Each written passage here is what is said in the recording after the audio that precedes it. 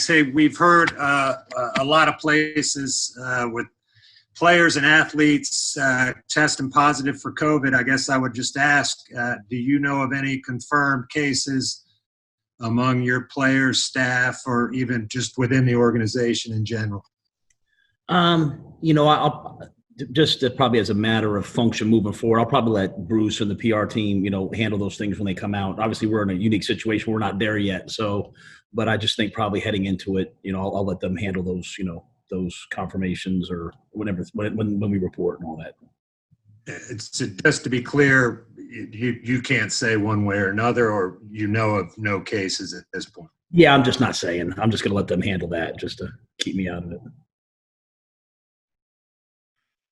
Coach, hope you're doing well. Now that everything's kind of wrapped up, what are your big takeaways now looking back at the past few months, maybe anything that stands out to you?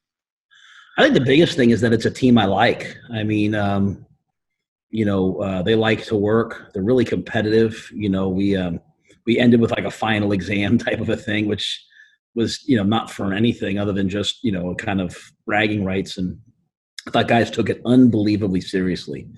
And I think that's just kind of the way they've handled their business the whole time in a less than ideal situation.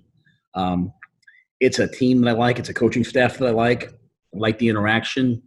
We've done everything from mental health and wellness to special teams to guest speakers. And I feel like our guys have shown up every day and been really good about it. So I think that's a really big takeaway, to be quite honest with you, is that, when you have nice chemistry, when guys enjoy working together, and when there's a strong work ethic, you're started off in the right direction.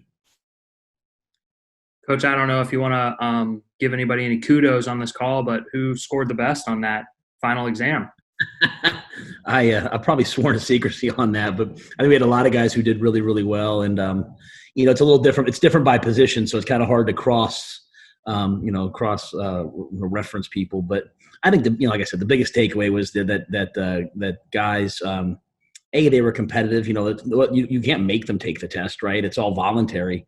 And, guys were really, had a lot of fun with it. And it was really more like they were testing themselves, challenging themselves. And so I thought that was great. And just the day-to-day interaction, to get on these calls and be on the calls for 2 hours a day. And then for the rookies were on there for between at least 3.5 hours a day, if not longer, sometimes up to 5. I just felt really good about the demeanor of our guys.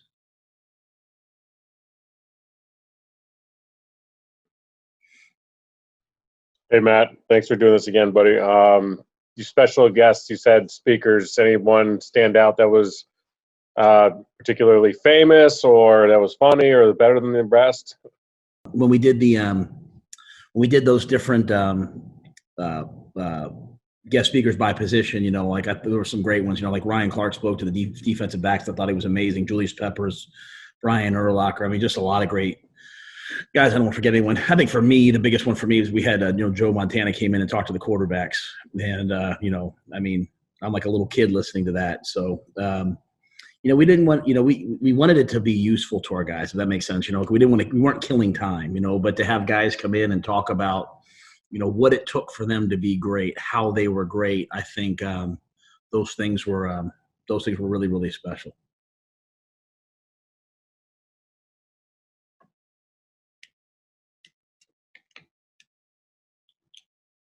Coach, I was curious if the league has kind of outlined how training camp might look, or I know that they've sent out some things on how the locker room has to be changed, and they've had those guidelines. But has any of that stuff been updated, and how do you think that the team is going to be prepared for that? Well, so right now there's no there's no further direction, right? So they gave us obviously the tier system and sort of the social distancing and the preliminary guidelines.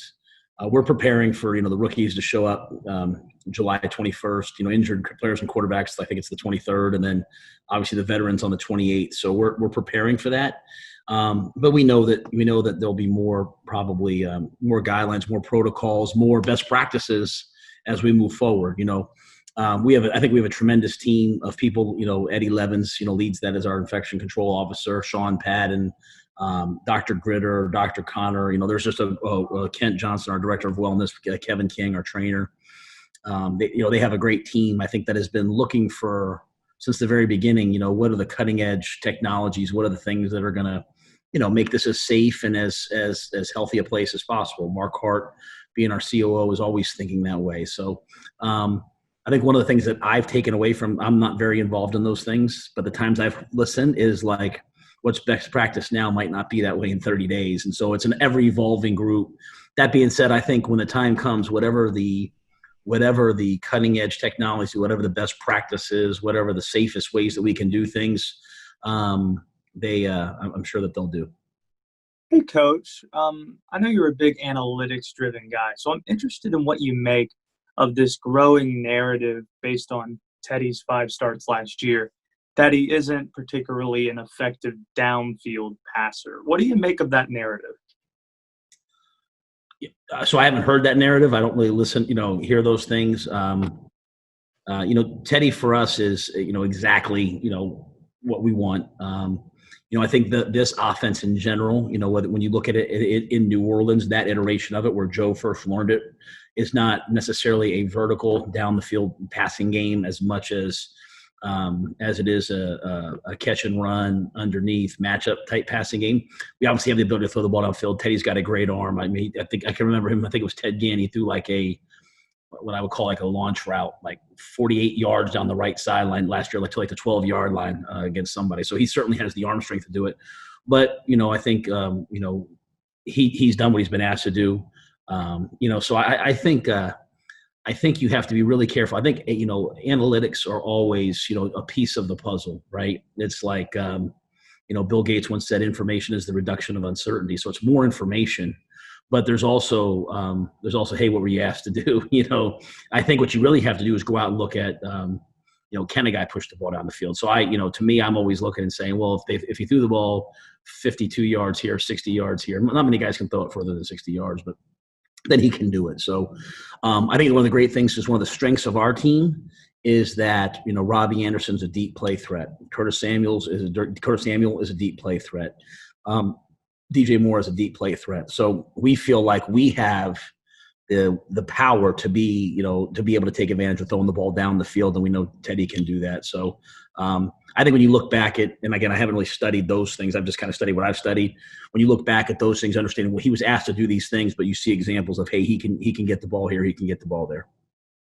Matt, thanks again for doing this. John Harbaugh was on a radio station not too long ago and said something like the protocols as they currently are would be, I think his word was impossible really to do. I know you're not an impossibility guy, you're a possibility guy, but I wonder what as you look at if it's kind of the way it is right now, what would be the most difficult part of holding a training camp? I mean, do you anticipate you guys ever in full pads and hitting? And what do you think about that?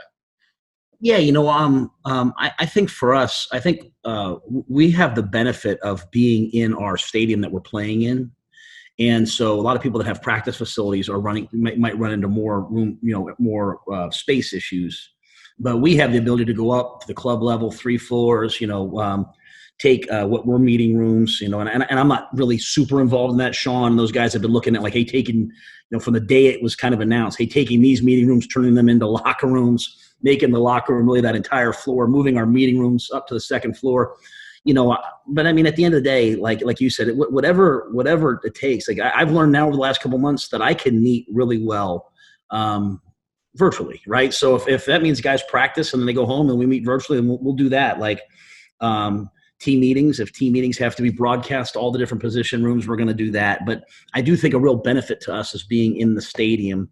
And Mr. Tepper and Mark Hart and Eddie Levins have been great from day one, saying, hey, whatever space we need to make sure that we're safe and healthy, then we're going to take advantage of those things. So in terms of the other parts of that, there were the checking in and the monitoring.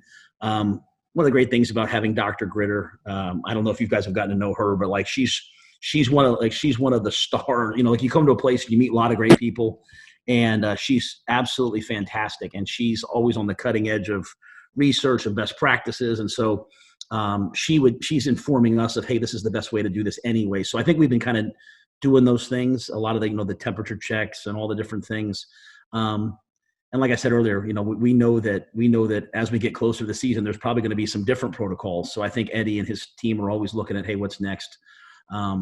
So I think those are things. The last part is the tier system. Hey, this many people, at practice, this many people around the players, and it cuts out a little bit of, you don't want to cut out some of the interns and the people who are getting great opportunities by coming and working at training camp. But at the end of the day, they could have practice. I don't have to be at practice, right? As long as there's players. I mean, what we need is players at practice. Like I can watch from the computer and yell from my office if I have to, as long as the players are at practice, that's what matters. And so I think we'll make whatever changes we need to make. But I think we're thinking about those things ahead of time and just waiting for, hey, what are the final protocols and the final sort of dates? Matt, when it comes to you implementing your system and installing it, is the timeline been shifted at all? Like, are you further behind than you would have liked because you can't do stuff over Zoom that you want to do in person, or has that timeline shifted at all because of this? It's a great question. I think it's just a little bit different, right? I think because I think there's benefits. Every development has two sides. There's positive and negatives, right? Like the negative obviously is we did not like actually get in and start doing things, like start throwing the ball. So we have a lot of stuff in, but are we good at it? Is it what we're actually going to move towards? There's some natural gravitation in one way or another when you see what guys' strengths are. So we might get to training camp and say, hey, we want to push more in this direction of the offense, push more in this direction of the defense as we get to know our people. So we could be behind in that regard. I think the one thing that we did was we went a lot more in depth. Typically coaches they install, but they're when you're practicing in OTAs, like they're trying to get to the practice, right? And like guys are out at practice. Well, we couldn't do that. So we really had to get into the why. We really had to get into the deep down fundamental reasons why. And, I hadn't worked with Joe Brady before, but one thing about Joe, he's very much like Phil. They believe in kind of teaching from the ground up, like teaching the why, teaching the other side of the ball. So I would say we're maybe a little bit behind in terms of, hey, I don't know what our strengths are. And when you get it, offense and defense isn't just your system, it's your strengths. But I do feel like we're way more advanced in terms of understanding like the total system and the why. And there's a lot more we need to do during training camp. But I said to one of the players the other day, I said, there's plenty of time in training camp. We'll have time, and we'll be a team that we'll try to get better as the season goes on. And just keep getting better and better and better at those core things that we do. You were very supportive of the players with, taking a stand on racial injustice and all that. I was curious, just wondering, would you consider taking a knee alongside of those guys for the national anthem? Is that something you've thought about? And just wondering, just kind of throwing that out because you've been so supportive in that, and just kind of your thoughts on that.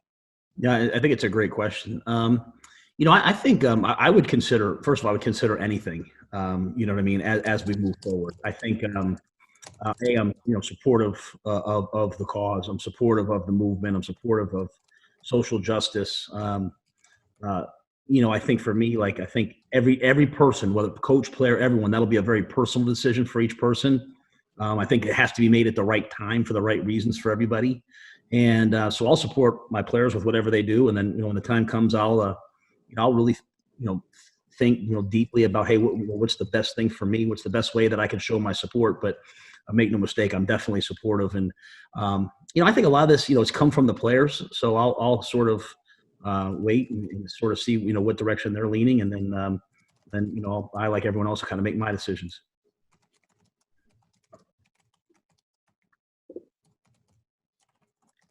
Matt, I was hoping that you could update us on a couple of the injured players from last season, Graham Gano, K1 Short specifically, and how they're kind of coming along in there.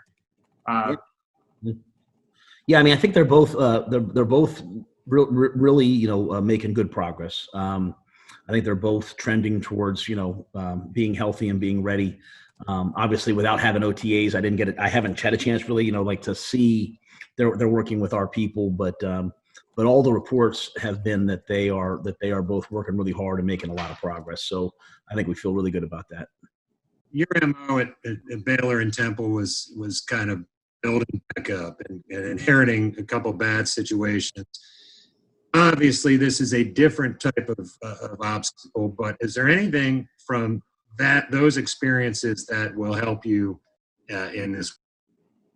Yeah, absolutely. I mean, I think the takeaways, Joe, that I had from those two places were, number one, get the right people on the field. Find the winners and get them on the field. That's an old Bear Bryant, Vince Lombardi thing, right?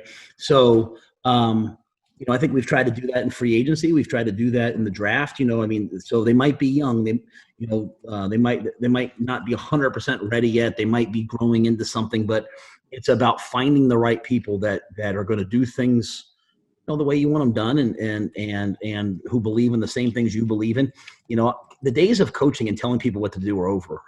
Like it's about finding people who share the same vision as you, and then letting them go do their thing. So that was the biggest takeaway that I had. And then it was this is going to sound crazy, but it was like, don't cut corners to win. Right? I'm saying, like, now we want to win, in everything, but it's like build this thing the right way, right? Like so in free agency, I thought Marty was disciplined, right? We didn't want to go overspend on somebody who wouldn't be on the team in 2 years. We tried to build it the right way. In the draft, we didn't reach. We sat there and said, hey, which players are going to be great this year, and then 2 years, and then 3 years. But I'm a way better coach as a result of those. Not many guys have a chance to say they're still a head coach. Certainly not an NFL head coach after having a 1-11 and a 2-10 season. Usually, like, you're a former coach, right? And so I've been able to get through both of those years and still be employed. And I always felt like our best coaching, our best teaching, our best seasons were in those years. So, like, I've tried to take this offseason and have the same approach of, all right, because when you're losing, what can you do other than, try to find the positives, try to find the places you're getting better, be honest about the negatives, and then teach, right? Just, hey, we lost, but here's what we can do better. So we've tried to take this offseason, which turned into a crazy season, and just say, hey, let's teach. And that's why I started off by saying I really liked our team. I like the players. I like the way that they work. I like the way that they interact. This is a team that I can sit there. Someone asked me before, who were some of the best guest speakers this year. Some of the best speakers this year were like Russell Okung. It was, asking a question and Christian McCaffrey giving an answer, or Teddy giving an answer. It was, Trey talking. It was veteran players on our team talking. So I think we've done all the things that I learned in those other two stops. Hey, Matt, give me a sense for your impressions of Joe, evaluating your staff and picking him up as the offensive coordinator, and kind of picturing what you wanted in the offense and how that's translated now that you've had the spring to work with them, how that's translated to the meeting rooms. Well, I mean, the reality is that, and I say this because Joe's become a very, very close with me. Like, I'll have no idea really about Joe Brady till we get to the season, right? Like, Like, you really can't find out about what it's like to coach with a guy until things go bad. Like when when you're getting booed off a field and you're having, all heck is breaking loose. That's when you really find out about people, right? Like, everyone gets along in the off season. Everyone loves everyone in OTAs. You find out about your locker room. You find out about your coaches. You find out about yourself when things go wrong, right? So I firmly believe that. That said, I could be nothing but impressed with Joe Brady for being such a young guy. He is a football grinder. A lot of guys, like, they're just like, they have a system and they're so smart. Joe's a grinder. Like, he's constantly working on football. And I think the players recognize that. The players always know who really works and who doesn't, right? And we ask them to work, so they want to play for people who work. And then I think you take him and you add in Jake Peets as the quarterback coach, who's another grinder, and then Pat Meyer, who I hadn't worked with before, as the O-line coach, who's just all football. And you start having this staff of guys on offense who love the game, Brian Angelico, and then Frizz Jackson and Jeff Nixon, who came with me. So I think it's a really good offensive staff. And I think the biggest thing that I liked about Joe, the reason why I wanted to hire Joe was, at LSU, he ran a version of the Saints system. As a college coach, I study NFL tape all the time, and obviously them being in the NFC South, but I have so much respect for Sean Payton, their system, their ability to consistently execute and play at the highest of levels. And so you see Joe with his own take, but on something that's really strong fundamentally and sound fundamentally. And so I've liked everything that we've done, but most importantly, I've liked our coaching staff. And then I really like Joe as a guy, the way that he works. If you find guys who will work hard, who are good people, you always have a chance. Hey, Matt, correct me if I'm wrong, but you as coaches haven't gone into the stadium yet. Is that correct?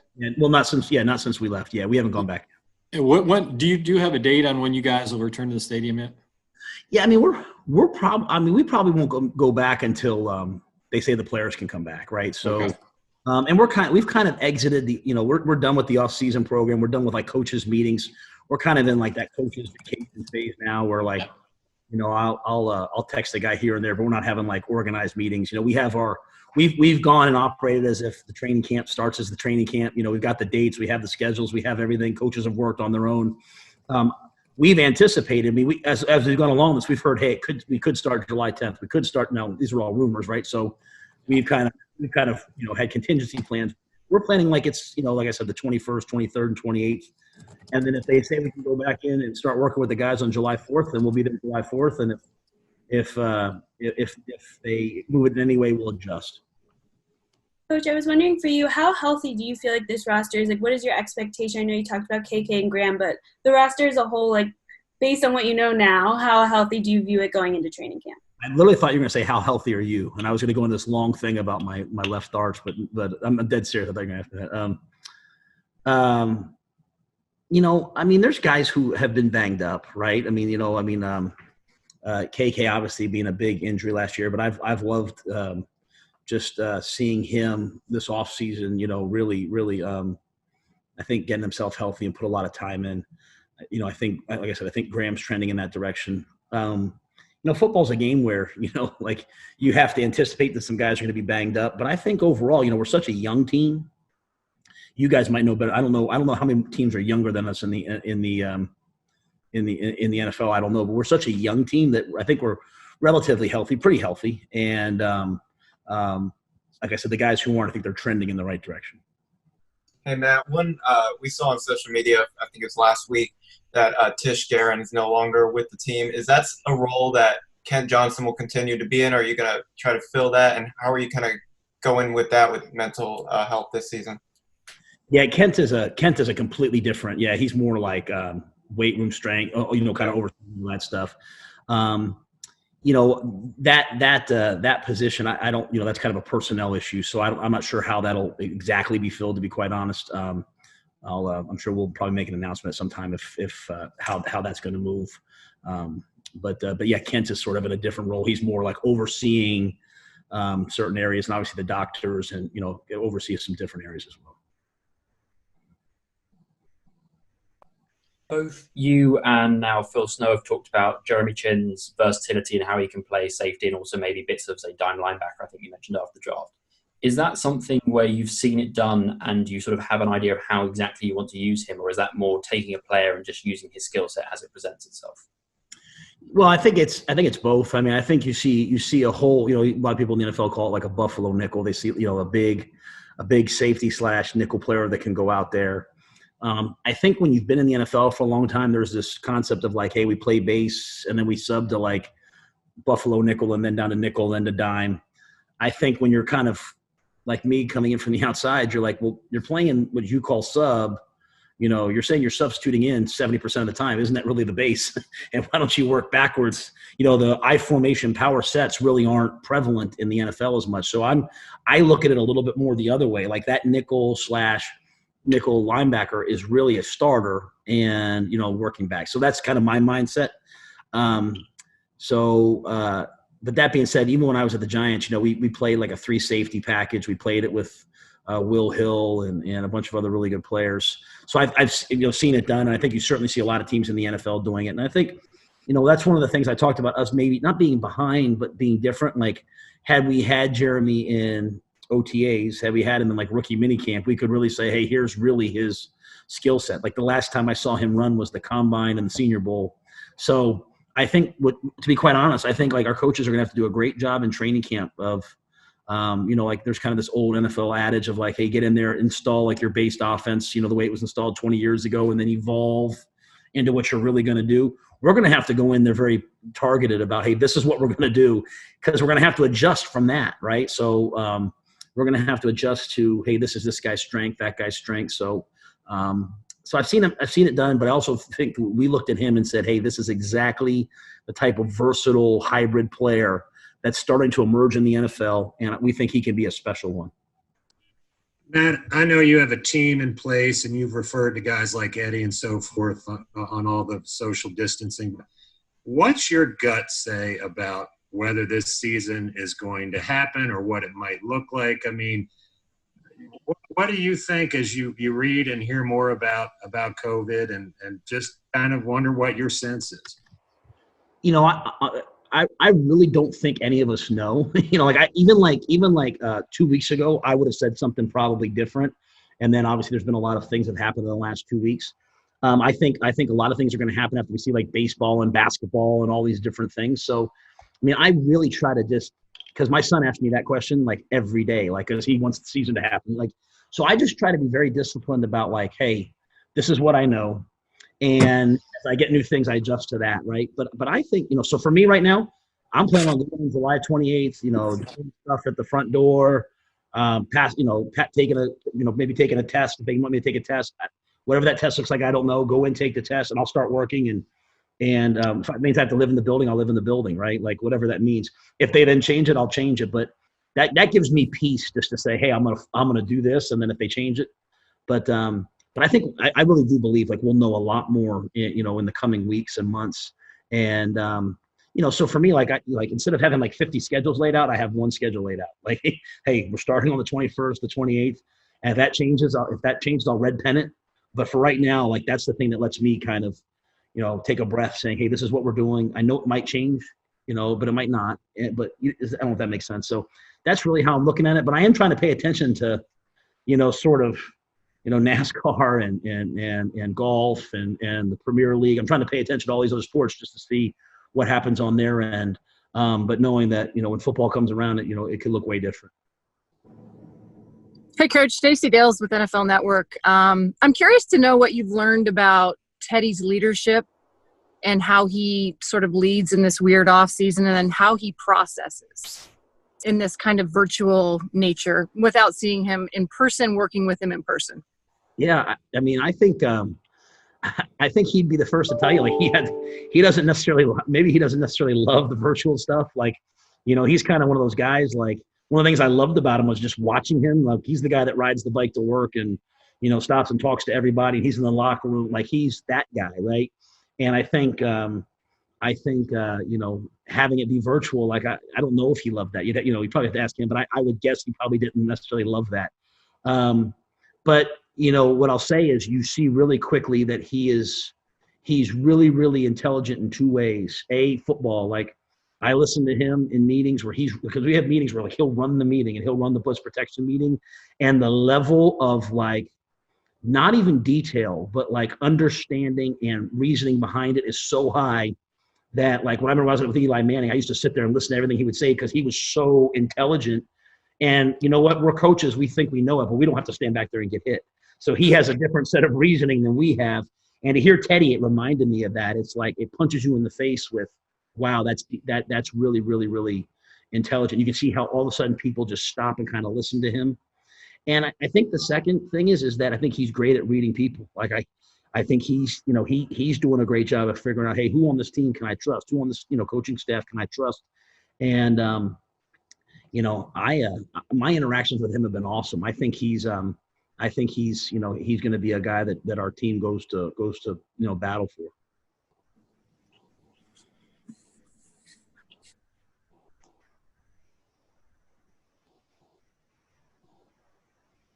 Have you guys had conversations kind of about, you know, the potential of having to quarantine certain players, like a quarterback or anything like that during this season? Is that something that you're having conversations about at this point? Well, so, you know, the thing that kind of came out about, hey, we might quarantine a quarterback. I'll be full disclosure. Mr. Tepper had said that to me like 3 months ago. And it just more like as we were having conversations, he's like, you know, you're going to have to think about, do you quarantine a quarterback? Do you quarantine, you know, who calls the plays if Joe gets sick or Phil gets, you know? So I think, you know, we have all along kind of said, you know, hey, you know, let's figure out all these different things. I just can't live in a world of, you know, of like scenarios. So I love to have like I love to have like, contingency plans. So saying, hey, we're going ahead like this. That being said, I think, like I said, I think our ability in that building to spread out and have people not just 6 feet apart, but like 10 feet apart, and like those, you guys have been upstairs on the 3rd floor, like those huge, where people usually go sit and eat, those huge club level areas where they have, speakers come in sometimes, to turn those big areas into like position rooms and, have 20 people in a room that normally holds 200. I think that really is something that's beneficial for us. But like I said, I won't hold out anything. I mean, if it means that, we have to do something to help ourselves. I think the biggest thing that I've said to our team though is, as we go into this year, it's true every year, but especially the versatility and intelligence are, and when I say intelligence, football intelligence, are premier. Guys who can physically play multiple positions or be used in different ways, and guys who truly understand the system and can play multiple spots, they take on a whole separate life of their own, because it could be a Friday and all of a sudden you're saying, hey, can you go play this position? Guys who can do that, they're going to really have value. So I've said that in not kind of in a motivational way to our guys, like, hey, the more you know, the more you can do, the better off you'll be. But so yeah, we've kicked around a bunch of different ideas. I just, for me, I have to just sit there and kind of say, okay, we're going like this, and then if things change, we'll see what the world looks like in late July. Hey, Matt, just for clarity, are you guys still planning to use the outdoor practice fields for practice? Yeah, we haven't said we're not. I mean, we haven't really even had like anything different, like, hey, we're going to go do this. But as far as I know, like we've never had a conversation saying, hey, we would not go out there. When you're talking about the stadium, you're just more logistically with meetings. I'm sorry. The meetings within the building. Yes, sir. And then lastly, had you watched much Premier League or NASCAR prior to this? As you said, you wanted to get a look at what they were doing. I've always been a NASCAR fan.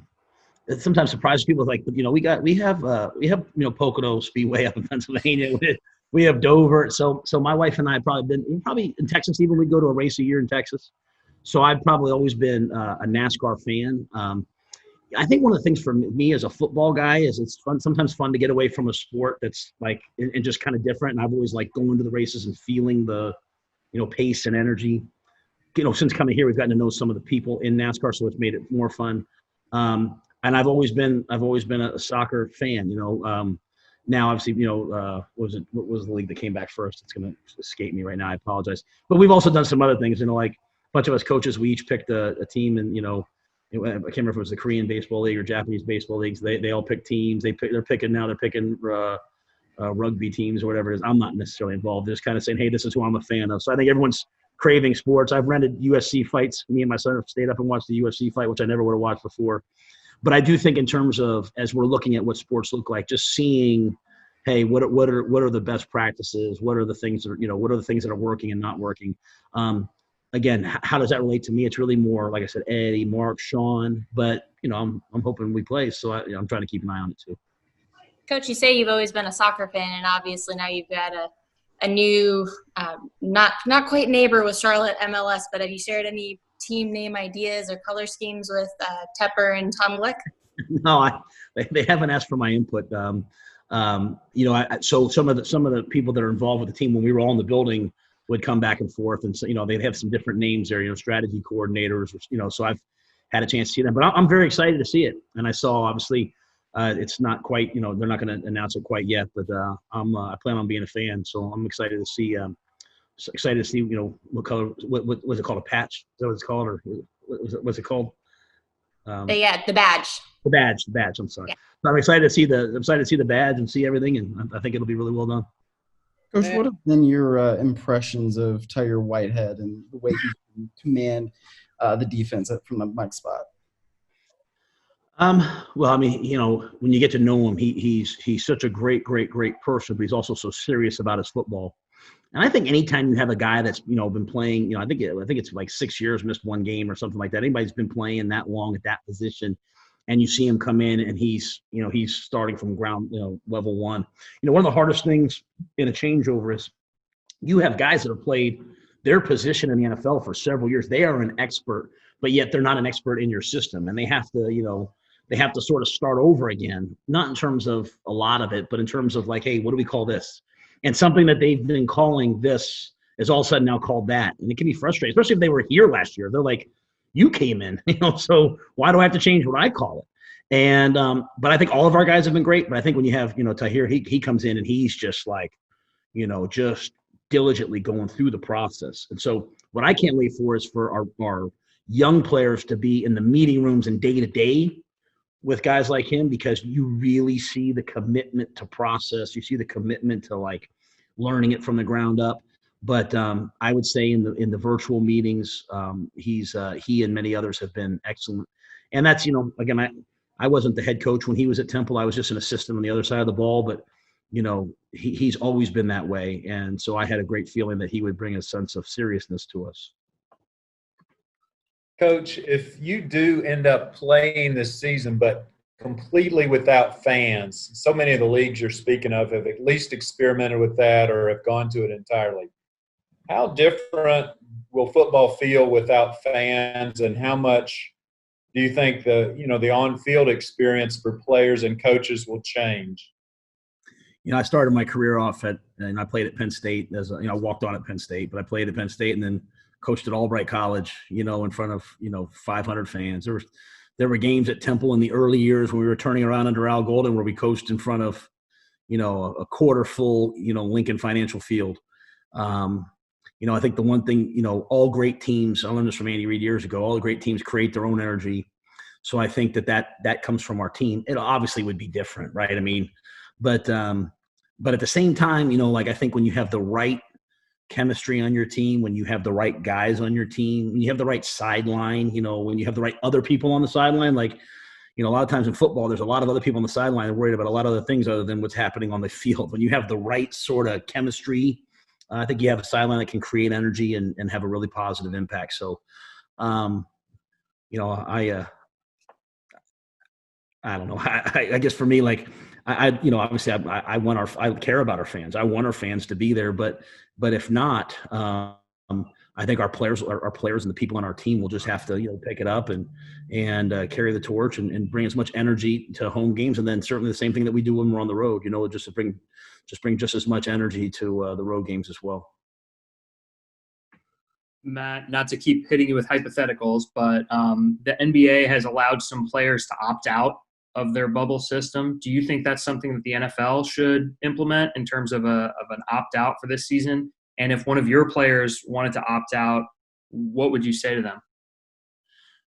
In terms of the NFL, I really don't know. Like, I don't really even know much about the NBA thing. I saw the one young man not playing that, was taking care of his son. But I don't really even know that too much about that. I think for me, I'll relate it to this, like, even in terms of players saying like, hey, I'm going to go work out here, or, hey, I'm going to get together with these guys, sort of those things. I've said to our players all along, and our coaches, everyone right now should do what's right for their health and the health of their families. And so I don't know what that means for other people. I know what, so like, that's why my coaches aren't in the building right now, right? Like what, go be with your family right now. Like we can work a lot over this. So if a player had concerns, everyone has just a different situation, right? Some people have, immune compromised kids. I can't. So for me, I just think that the best way to be a good coach is to always put your players first. And so if anybody has any concerns, number one, I do my best to, alleviate them. Number two, I know we have the right – one thing I know is we have the right people at the Carolina Panthers who are trying to make sure that, we're not just, living up to the policies and protocols, but that we are doing a great job of making sure that we are as safe and healthy as we can be. And then three, always trying to make sure if our players have issues that we try to help them, right? So I would always support my players and, whatever they're doing that's right for their families. Just to clarify off of that, if, have players come to you and ask it's okay for them to get together and work out, is that something you've had conversations about, like, over the next month? Yeah, I think anytime players have brought that up to me, I've said to them, that's not, I'm not involved in that, right? Like, I don't want to, I don't ever want to put pressure on people. I'm not supposed to put pressure on them. And so those guidelines are, and rules are there for a reason, but I also don't want to put any pressure on people to do things that they're not comfortable with. You know what I mean? So my message has very simply been, do what's right for you and your health. And I say that not in terms of one small scope, but everything, right? Like, when it's come down to anything thus far, when guys, hey, my kid's sick and, I'm going to be late for this thing. I'm saying, do what's right for your family. When coaches call me, I say, do what's right for your family. Like if you don't put, there's plenty of time to do a football practice. There's plenty of time to have football meetings, but if we're the type of everyone says they're family, but if you're the type of organization and the type of team that truly puts family first, then you're going to probably have a greater sense of buy-in, a greater sense of caring. I'll tell you this, like if it comes down to, me doing an extra Zoom call and something, my kids need something, I'm going to put my kids first. And so I want our players and coaches all to do the same thing. So yeah, anytime someone's even brought anything up to me, I've stopped them, kind of just said, hey, you do what's right for you guys. You do what's right for you as a family, as a person, as a man. Matt, David Newton here. I don't know if you can hear me yet. I had a bad connection, but there was some people, I guess analysts last week that said they blamed the Panthers for Cam Newton still being unemployed because you guys held on to him for so long. What do you think of that, or what do you say to those people, and why you think Cam's not employed still? I think for me, I always pride myself on taking. I think for me at this point with Cam, I think we've answered it. I respect him, and I hate to keep. I don't want to say the wrong thing or anything. I have a lot of respect for him, and I think that's been answered. Hey, Matt, curious, and if I'm overstepping personal boundaries here, I understand, but just curious if you've been tested and if that was something that was recommended for you to do at any point. No. I did like as part of like my physical, like with my normal, like my doctor's physical, I did like the antibody test and I didn't have anything. So. Which I don't even know. I was reading the research yesterday. It said the antibodies now maybe are going away after so I don't maybe, but I've been pretty healthy this whole time, and so I don't, and I've adhered to the quarantines, and I got a nice mask, so I try to follow all the protocols.